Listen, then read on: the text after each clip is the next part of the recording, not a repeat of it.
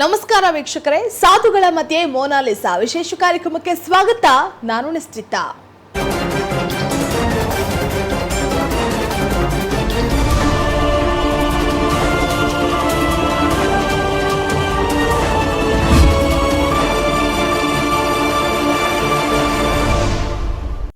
ಈ ದಿನದ ವಿಚಾರ ವಿಶೇಷ ಕುಂಭಮೇಳದ್ದು. 144 ವರ್ಷದ ನಂತರ ನಡೀತಾ ಇರುವಂತಹ ಈ ಮಹಾ ಕುಂಭಮೇಳದ ತಿರುವುಗಳು ಏನು, ಕ್ಯಾಮ್ರಾ ಕಣ್ಣುಗಳಲ್ಲಿ ನೋಡ್ತಾ ಇರೋದಾದ್ರೂ ಏನು, ಇಲ್ಲಿನ ವಿಶೇಷಕ್ಕಿಂತ, ಇಲ್ಲಿನ ವಿದ್ವತ್ಗಿಂತ, ಇಲ್ಲಿನ ವಿಶೇಷ ವಿಸ್ಮಯಗಳಿಗಿಂತ ಇಲ್ಲಿ ಏನೇನೋ ಸುದ್ದಿ ಆಗ್ತಾ ಇದೆ ಅಂತ ಅನಿಸ್ತಾ ಇದೆ ಅಲ್ವಾ?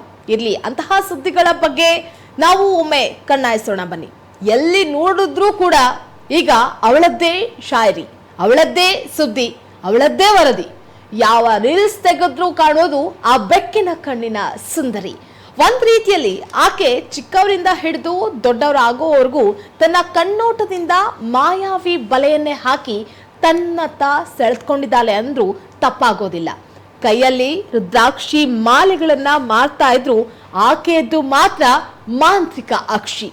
ಆ ನಯನ, ಆ ನೋಟ, ಆ ವಯ್ಯಾರ, ಆ ಬಿನ್ನಾಣ, ಆ ನಾಚಿಕೆ, ಆ ಮುಗುಳ್ನಗೆ, ಆ ಮುಗ್ಧತೆ, ಅಬ್ಬಬ್ಬಾ, ಆಕೆ ಬಗ್ಗೆ ಎಷ್ಟು ಹೇಳಿದ್ರು ಸಾಲೋದೇ ಇಲ್ಲ. ಆಕೆ ನಿಜಕ್ಕೂ ಮಹಾ ಕುಂಭಮೇಳದ ಮಾಡರ್ನ್ ಮೋನಾಲಿಸಾ. ಹೌದು, ಈಕೆ ನಿಜಕ್ಕೂ ಮಾಡರ್ನ್ ಮೋನಾಲಿಸಾನೆ.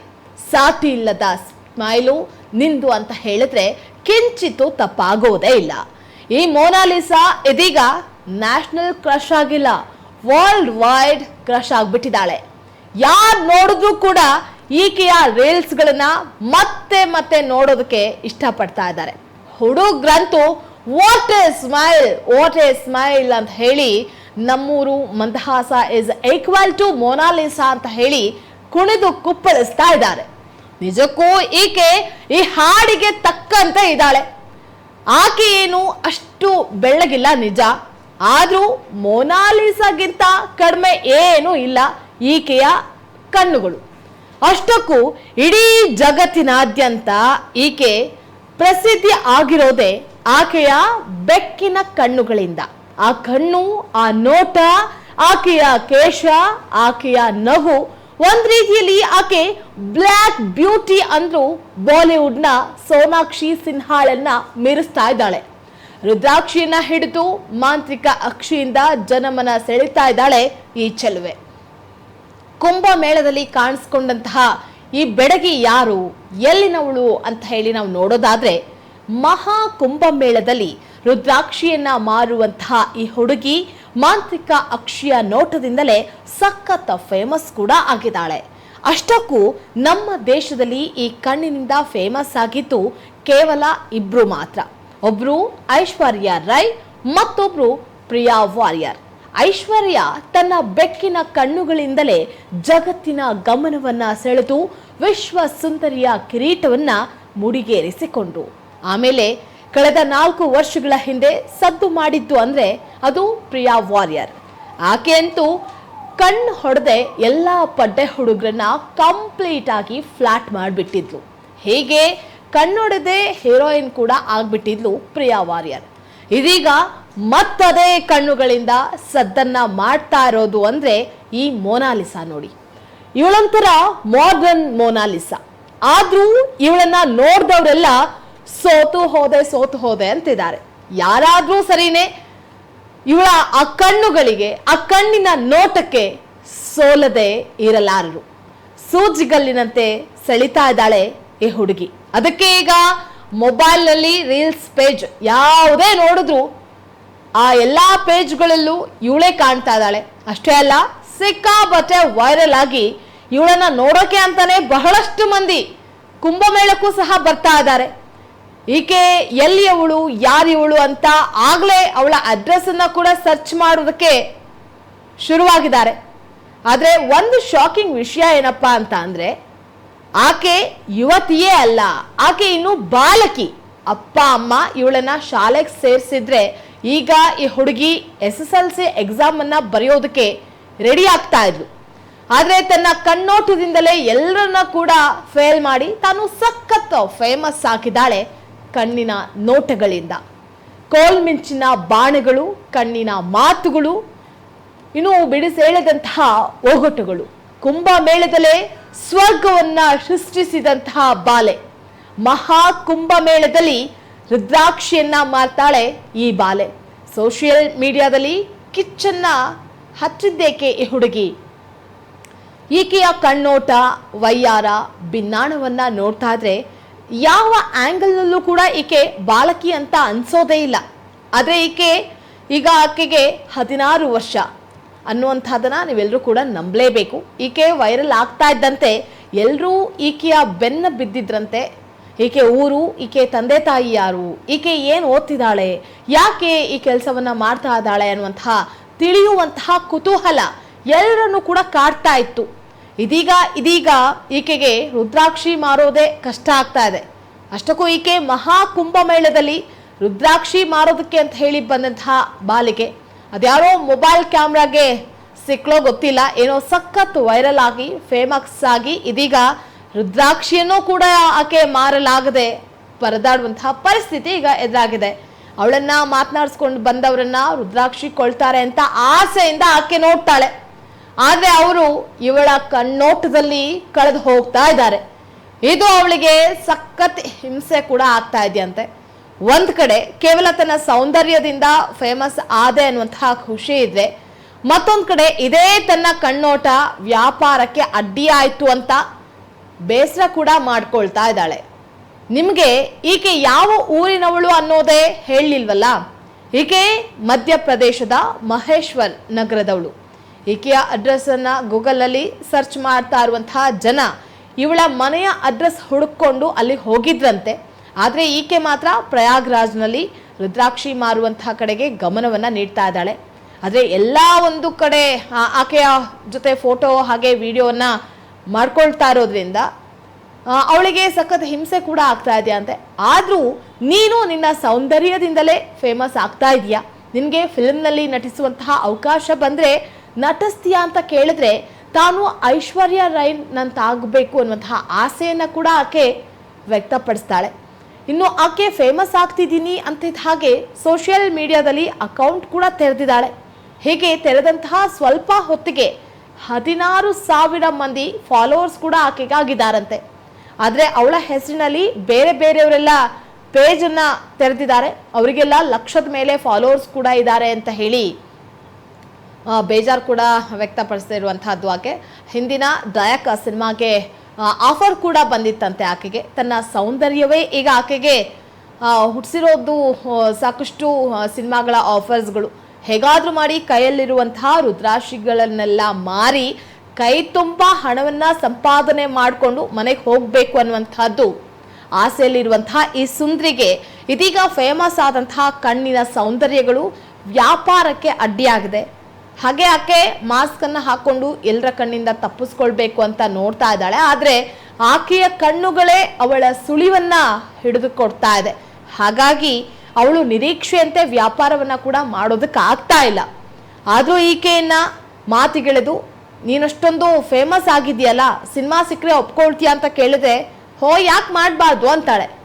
ಅಷ್ಟೇ ಅಲ್ಲ, ಹಿಂದೆ ದಡಕ್ ಸಿನಿಮಾಗೆ ಚಾನ್ಸ್ ಸಿಕ್ಕಿತ್ತು. ಆದ್ರೆ ಆಗ ನಾನಿನ್ನು ಚಿಕ್ಕವಳು, ಮುಂಬೈ ಕರೆದ್ರು, ನನಗೆ ಓದಕ್ಕೆ ಬರೆಯೋದಕ್ಕೆ ಬರೋಲ್ಲ, ಹಾಗಾಗಿ ಹೋಗ್ಲಿಲ್ಲ ಅಂತಿದ್ದಾಳೆ. ಆದ್ರೆ ಈಗೇನಾದ್ರೂ ಅಂತ ಅವಕಾಶ ಸಿಕ್ಕರೆ ಮಿಸ್ ಮಾಡ್ಕೊಳ್ಳಲ್ಲ ಅಂತ ಹೇಳ್ತಾ ಇದ್ದಾಳೆ. ಕಣ್ಣ ಸಲಿಗೆ ಅಲ್ಲ, ಇದು ಸುಲಿಗೆ. ಈಕೆಯ ಕಣ್ಣ ಸಲಿಗೆಯೇ ಎಲ್ಲರನ್ನ ಕೂಡ ಸುಲಿಗೆಯನ್ನ ಮಾಡ್ತಾ ಇದೆ. ಆದ್ರೆ ಇದೇ ಅವಳಿಗೀಗ ಅತಿಯಾಗಿ ಕಾಡ್ತಾ ಇರುವಂತಹ ಭಯ.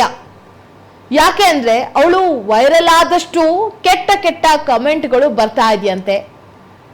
ನಿನ್ನನ್ನ ಎತ್ತ ಹಾಕೊಂಡು ಹೋಗ್ತೀವಿ, ರುದ್ರಾಕ್ಷಿಗಳನ್ನ ಮಾರೋದಕ್ಕೆ ಬಿಡೋದಿಲ್ಲ ಅಂತಾರಂತೆ. ಇದು ಅಪ್ಪ ಅಮ್ಮನಿಗೂ ಕೂಡ ಕಿರಿಕಿರಿ ಆಗ್ತಾ ಇದೆಯಂತೆ. ನನಗಂತೂ ತುಂಬಾ ಭಯ ಆಗುತ್ತೆ. ಈ ಮುಗುಳ್ನಗೆ ಹಾಗೆ ನಗು ನನಗೆ ಚಿಕ್ಕ ವಯಸ್ಸಿನಿಂದಲೂ ಕೂಡ ಬಂದಿದೆ. ಯಾರಾದ್ರೂ ಬೈದ್ರೂ ನಗ್ತೀನಿ. ಇದು ಆ ಗಂಗಾ ಮಾತೆ ಕೊಟ್ಟಂತಹ ವರವೋ ಶಾಪವೋ ಅದು ನನಗೆ ಗೊತ್ತಿಲ್ಲ. ವ್ಯಾಪಾರ ಇಲ್ಲದಂತಾಗಿದೆ. ಇಲ್ಲಿಗೆ 4 ಕಾಸು ದುಡಿಯೋದಕ್ಕೆ ಅಂತ ಬಂದೆ. ಆದ್ರೆ ಇಷ್ಟೊಂದು ಫೇಮಸ್ ಆಗಿ ಈಗ ದುಡಿಯೋದಕ್ಕೂ ಕೂಡ ಆಗ್ತಾ ಇಲ್ಲ. ಎಲ್ಲಿ ಬರಿಗೈಯಲ್ಲಿ ಹೋಗ್ಬೇಕಾಗಿ ಬರುತ್ತೋ ಅನ್ನುವಂತಹ ಆತಂಕ ಇದೆ ನನಗೆ. ದಯವಿಟ್ಟು ನನಗೆ ತೊಂದರೆ ಕೊಡಬೇಡಿ, ನಾನು ವ್ಯಾಪಾರ ಮಾಡಬೇಕು. ನನ್ನ ಪಾಡಿಗೆ ನನ್ನ ಬಿಟ್ಬಿಡಿ ಅಂತ ಹೇಳ್ಕೊಳ್ಳುವಂತಹ ಪರಿಸ್ಥಿತಿ ಅವಳದ್ದಾಗಿದೆ. ಒಂದು ರೀತಿಯಲ್ಲಿ ಅವಳ ಈ ಚೆಲವು ಒಂದ್ ಕಡೆ ವರವಾದ್ರೆ ಮತ್ತೊಂದು ಕಡೆ ಶಾಪವಾಗಿ ಕಾಡೋದಕ್ಕೆ ಶುರುವಾಗಿದೆ.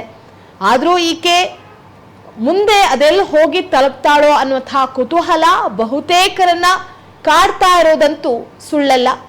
ಇದಕ್ಕೆ ಈ ಮಹಾಕುಂಭಮೇಳ ಸಾಕ್ಷಿಯಾಗುತ್ತೆ ಅನ್ನೋದಂತೂ ಖಂಡಿತ. ಇನ್ನು ಹೇಗೆ ಈ ಕುಂಭಮೇಳದಲ್ಲಿ ಈಕೆ ಒಬ್ಳೆ ಅಲ್ಲ, ಗೋಲ್ಡ್ ಬಾಬಾ, IIT ಬಾಬಾ, ಬುರುಡೆ ಬಾಬಾ ಎಲ್ಲ ಸೌಂಡ್ ಮಾಡ್ತಾ ಇದ್ದಾರೆ. ಅದ್ರ ಬಗ್ಗೆ ಕೂಡ ನಾವು ಒಮ್ಮೆ ಒಂದು ಸ್ವಲ್ಪ ಕಣ್ಣಾಯಿಸ್ಕೊಂಡು ಬರೋಣ ಬನ್ನಿ.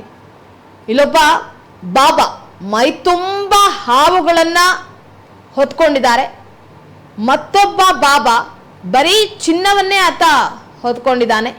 ಇನ್ನು ಈ ಇಬ್ಬರು ಒಂದೊಂದು ದಿಕ್ಕಿನಿಂದ ಬಂದಿರುವಂತಹದ್ದು ನೀವು ಸಹ ದೃಶ್ಯಗಳಲ್ಲಿ ಗಮನಿಸ್ತಾ ಇರುವಂತಹದ್ದು. ಬುರುಡೆ ಮತ್ತೆ ಹಾವುಗಳನ್ನ ಮೈ ತುಂಬ ಹೊತ್ಕೊಂಡಿರುವಂತಹ ದೃಶ್ಯವನ್ನ. ಅದರ ನಡುವೆ IIT ಬಾಬಾ ಕೂಡ ಜಗತ್ತಿನ ಗಮನವನ್ನ ಸೆಳೆದು ಅಜ್ಞಾತರಾಗಿದ್ದಾರೆ. ಒಂಥರ ಈ ಕುಂಭಮೇಳ ಸಾಧುಗಳ ಬಾಬಾಗಳ ಸಂತೆಯಾಗಿ ಮಾರ್ಪಾಡಾಗಿದೆ. ಹರ ಹರ ಮಹಾದೇವ್, ಹರ ಹರ ಶಂಕರ ಶಂಭೋ ಮಹಾದೇವ್. ಗಂಗೆಯೇ ಅವನ ತಲೆ ಮೇಲೆ, ಮಾಲೆ ನಾಗರ ಹಾವೆ ಸರಮಾಲೆ ಕೈಯಲ್ಲಿ ಬೆತ್ತದ ಕೋಲು, ಮೈಯೆಲ್ಲ ವಿಭೂತಿ, ಸಾಲು ಸಾಲು ತಲೆ ಮೇಲೆ ಹೆಬ್ಬಾವು, ಮೈ ತುಂಬ ವಿಷದ ಹಾವುಗಳನ್ನ ಆತ ಹಾಕೊಂಡಿದ್ದಾನೆ. ತಲೆ ಬುರುಡೆಗಳನ್ನ ಹೊತ್ತು ಬಂದಂತಹ ಈ ಸಾಧು ಯಾರು? ಪ್ರಯಾಗ್ರಾಜ್ನಲ್ಲಿ ನಡೀತಾ ಇರುವಂತಹ ಈ ಕುಂಭಮೇಳದಲ್ಲಿ ದೇಶದ 13 ಅಖಾಡಗಳಿಂದ ಸಾಧುಗಳು, ಯೋಗಿಗಳು, ಬಾಬಾಗಳು ಮತ್ತೆ ಅಘೋರಿಗಳು ಪಾಲ್ಗೊಂಡಿದ್ದಾರೆ. ಒಬ್ಬೊಬ್ರು ಸಾಧುಗಳು, ಬಾಬಾಗಳು ತಮ್ಮದೇ ಆದಂತಹ ವಿಶಿಷ್ಟ ಉಡುಗೆ ತೊಡುಗೆಗಳ ಮೂಲಕ ಜಗತ್ತಿನ ಗಮನವನ್ನ ಕೂಡ ಸೆಳಿತಾ ಇದ್ದಾರೆ. ಅದರಲ್ಲೂ ತಲೆಯ ಮೇಲೆ ಹೆಬ್ಬಾವು ಹಾಗೆ ಮೈ ತುಂಬ ವಿಷದ ಹಾವುಗಳ ಜೊತೆಗೆ ತಲೆ ಬುರುಡೆಗಳನ್ನ ಹೊತ್ತು ಬರುವಂತಹ ಈ ಸಾಧುವಿನ ವಿಡಿಯೋ ಅಷ್ಟೇ ಸಖತ್ ವೈರಲ್ ಆಗಿ ಅಘೋರರ ಜೊತೆಗೆ ಜನರನ್ನ ಬೆಚ್ಚಿ ಬೀಳಿಸ್ತಾ ಇದೆ. ಇದರ ಜೊತೆಯಲ್ಲಿ ಇದೆಲ್ಲ ಹೇಗ್ ಸಾಧ್ಯ? ಈ ಹಾವುಗಳು ವಿಷಕಾರಿನ ಅಥವಾ ಹಲ್ಲು ಕಿತ್ತಂತಹ ಹಾವುಗಳ? ಈ ಅಘೋರಿ ಬಾಬಾ ಎಲ್ಲಿಯವರು ಅಂತ ಹೇಳಿ ನಾನಾ ಪ್ರಶ್ನೆಗಳು ಕೂಡ ಕಾಡ್ತಾ ಇದೆ. ಯಾರಿಗೇ ಆದ್ರೂ ಕೂಡ ಅದನ್ನ ನೋಡಿದಾಗ ಎಂಥವ್ರಿಗೂ ಭಯ ಆಗತ್ತೆ. ಇಷ್ಟು ದಿನ ಇವ್ರು ಎಲ್ಲಿದ್ರು ಅನ್ನುವಂತಹ ಪ್ರಶ್ನೆ ಎಲ್ರಿಗೂ ಕೂಡ ಕಾಡ್ದಲೇ ಇರೋದಂತೂ ಗ್ಯಾರಂಟಿ. 6 kg ಮತ್ತೊಬ್ಬ ಬಾಬಾ 6 kg ಚಿನ್ನಾಭರಣವನ್ನ ಧರಿಸಿ ಗಮನವನ್ನ ಸೆಳೆದಿದ್ದಾರೆ. ಗೋಲ್ಡ್ ಬಾಬಾ. ಸಾಮಾನ್ಯವಾಗಿ ಬಾಬಾಗಳು, ಸಾಧು ಸಂತರು ಸರ್ವ ಪರಿತ್ಯಾಗಿ ಅಂತ ಹೇಳ್ತಾರೆ. ಆದ್ರೆ ಈ ಗೋಲ್ಡ್ ಬಾಬನ ಕೈ ಮತ್ತೆ ಕೊರಳನ್ನ ನೋಡ್ತಾ ಇದ್ರನೆ ಗೊತ್ತಾಗತ್ತೆ ಇವರು ಎಂತಹ ಗೋಲ್ಡ್ ಬಾಬಾ ಅಂತ. ಇವರು ಚಿನ್ನ ಬಿಟ್ಟು ಇರೋದೇ ಇಲ್ವಂತೆ. ಅದಕ್ಕೂ ಆಧ್ಯಾತ್ಮಿಕ ವಿವರಣೆಯನ್ನ ಬಾಬಾ ಕೊಡ್ತಾರೆ. ಅಷ್ಟಕ್ಕೂ ಈ ಬಾಬಾ ಯಾರು ಅಂತ ಹೇಳಿ ನಾವು ನೋಡೋದಾದ್ರೆ ಕೇರಳದ 1008ನೇ ಅನಂತ ಶ್ರೀ ವಿಭೂಷಿತ ಸ್ವಾಮಿ ನಾರಾಯಣಾನಂದಗಿರಿ ಮಹಾರಾಜ ಈ ಬಾಬಾ ಧರಿಸಿರುವಂತಹ ಒಡವೆಗಳೆಲ್ಲ ರುದ್ರಾಕ್ಷಿ, ಹವಳ, ಮಾಣಿಕ್ಯ, ನೀಲಮಣಿ ಹಾಗೆ ಪಚ್ಚೆಯಿಂದನೇ ಕೂಡಿದೆ. ಈ ಆಭರಣಗಳನ್ನೆಲ್ಲ ಅವರು ನಟರಾಜ ಸ್ವಾಮಿ, ನರಸಿಂಹ ಸ್ವಾಮಿ, ಮುರುಗನ್ ಸ್ವಾಮಿ, ಭದ್ರಕಾಳಿ ಮುಂತಾದ ದೇವಾನು ದೇವತೆಯರ ಪ್ರತೀಕವಾಗಿ ಕೊರಳಿಗೆ ಧರಿಸಿ ಅವರಿಂದ ಸಕಾರಾತ್ಮಕ ಶಕ್ತಿಯನ್ನ ಪಡೆಯೋದಾಗಿ ಕೂಡ ಈ ಬಾಬಾ ಹೇಳ್ಕೊಂಡಿದ್ದಾರೆ. ಅದಲ್ಲದೆ ಧರಿಸಿರುವಂತಹ ಹವಳ, ಕೆಂಪು ಹವಳ, ಮಾಣಿಕ್ಯ, ನೀಲಿಮಣಿ ಹಾಗೆ ಪಚ್ಚೆ ಇವುಗಳನ್ನೇ ದೇವತಾರಾಧನೆಯಲ್ಲೂ ಕೂಡ ಬಳಸ್ತಾರೆ. ಅದಕ್ಕೆ ಇವುಗಳು ಪವಿತ್ರ ಆದವು ಅಂತ ಅನ್ನುವಂತಹ ಸ್ಪಷ್ಟನೆಯನ್ನ ಕೂಡ ಈ ಬಾಬಾ ಸೆಳೆದಿದ್ದಾರೆ. ಇನ್ನು ಕುಂಭಮೇಳದಲ್ಲಿ ಗಮನವನ್ನ ಸೆಳೆದಂತಹ IIT ಬಾಬಾ ಕ್ಯಾಮ್ರಾ ಕಣ್ಣಿಗೆ ಸಿಕ್ಕಿ ಖ್ಯಾತಿ ಆಗ್ತಾ ಇದ್ದಂತೆ ಕುಂಭಮೇಳದಿಂದ ಕಣ್ಮರೆ ಆಗಿದ್ದಾದ್ರೂ ಯಾಕೆ ಗೊತ್ತಾ? IIT ಪದವಿಯ ಬಳಿಕ ಏರೋಸ್ಪೇಸ್ನ ಎಂಜಿನಿಯರ್ ಆಗಿ ತಿಂಗಳಿಗೆ 3 ಲಕ್ಷ ಆದಾಯ ಗಳಿಸ್ತಾ ಇದ್ದಂತಹ ಅಭಯ್ ಸಿಂಗ್ ಅದ್ಯಾಕೆ ಎಲ್ಲ ಲೌಕಿಕ ಬದುಕಿಗೆ ಗುಡ್ ಬೈ ಹೇಳಿ ಆಧ್ಯಾತ್ಮಿಕ ಜೀವನದತ್ತ ಮುಖ ಮಾಡಿದ್ರು. ಅವರು ಕೂಡ ಈ ಕುಂಭಮೇಳದಲ್ಲಿ ಪಾಲ್ಗೊಂಡಿದ್ರು. ಬಳಿಕ IIT ಬಾಬಾ ಆಗಿಯೇ ಖ್ಯಾತಿಯನ್ನ ಕೂಡ ಅವ್ರು ಪಡೆದುಕೊಂಡ್ರು. ಯಾವಾಗ ಈ IIT ಬಾಬಾನ ಜನ ಹುಡುಕೊಂಡು ಬರೋದಕ್ಕೆ ಶುರುವಾದ್ರು ಆಗ ಅವರನ್ನ ಅಖಾಡದಿಂದ ಹೊರ ಹೋಗುವಂತೆ ಅವರ ಗುರುಗಳು ಆದೇಶ ಮಾಡಿದ್ರಂತೆ. ಇನ್ನು ಇದ್ರ ಮಧ್ಯೆ IIT ಬಾಬಾ ಆಗಿ ಪ್ರಸಿದ್ಧಿ ಆಗ್ತಾ ಇದ್ದಂತೆ ಅವ್ರ ತಂದೆ ಆಧ್ಯಾತ್ಮ ಲೋಕವನ್ನ ಬಿಟ್ಟು ಮನೆಗೆ ಮರಳುವಂತೆ ಮನವಿಯನ್ನ ಕೂಡ ಮಾಡ್ಕೊಂಡಿದ್ದಾರಂತೆ. ಆದರೆ ಈ IIT ಬಾಬಾ ಮನೆಗೆ ವಾಪಸ್ ಹೋಗೋದಕ್ಕೆ ಆತನಿಗೆ ಇಷ್ಟ ಇಲ್ವಂತೆ. ಇನ್ನು ಈ IIT ಬಾಬಾ ಈಗ ಸದ್ಯ ನಾಪತ್ತೆ ಆಗಿದ್ದಾರೆ, ಅಜ್ಞಾತ ಸ್ಥಳವನ್ನ ಸೇರ್ಕೊಂಡಿದ್ದಾರೆ ಅನ್ನುವಂತಹ ಮಾತುಗಳೆಲ್ಲ ಕೊನೆಗೆ ಸುಳ್ಳಾಗಿದೆ. ಯಾಕಂದ್ರೆ ಈಗ IIT ಬಾಬಾ ಮತ್ತೆ ಕಾಣಿಸ್ಕೊಂಡು ತಾವಿನ್ನೂ ಕೂಡ ಕುಂಭಮೇಳದಲ್ಲಿ ಭಾಗಿಯಾಗಿರೋದು ಕೂಡ ಹೇಳ್ಕೊಂಡಿದ್ದಾರೆ.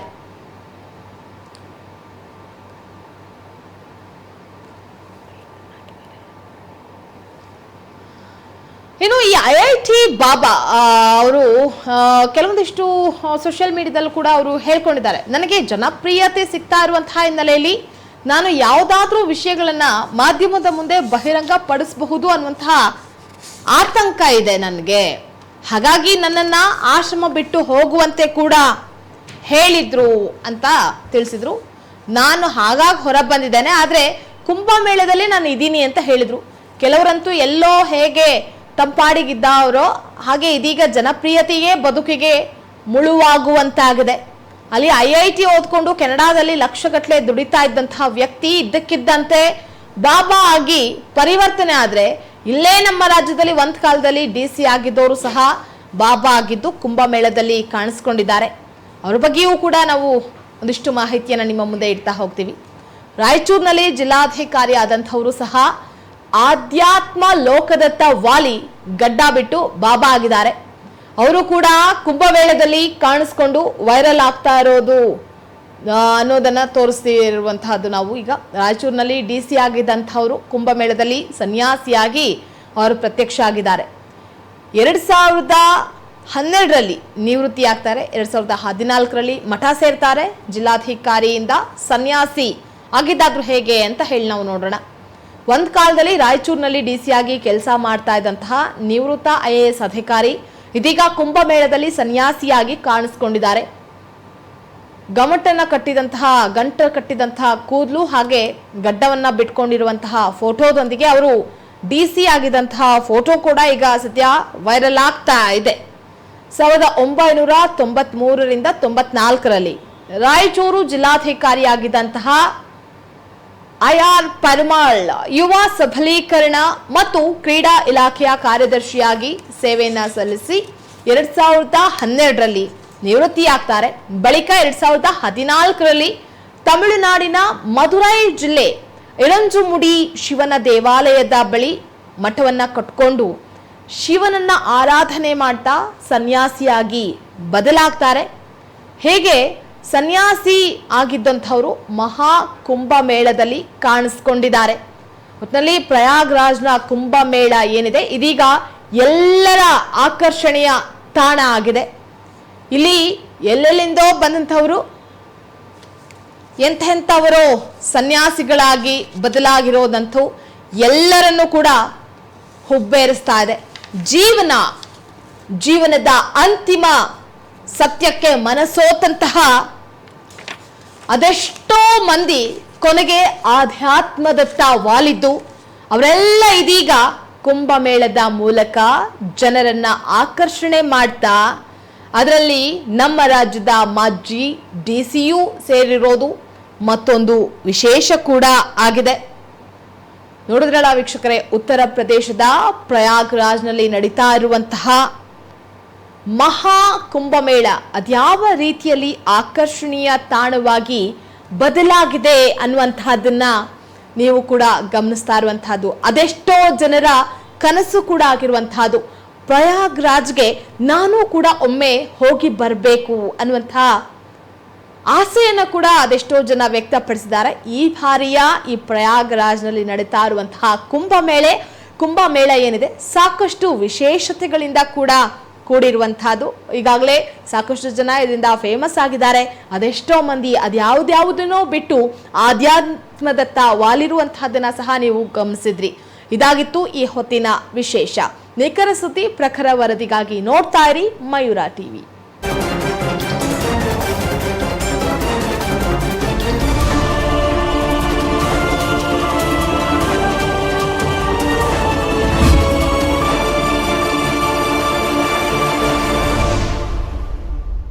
ಇದೀಗ ನಿಮ್ಮ ಅಂಗೈಯಲ್ಲಿದೆ ಮಯೂರ ಟಿವಿ ಡಿಜಿಟಲ್ ವಾಹಿನಿ.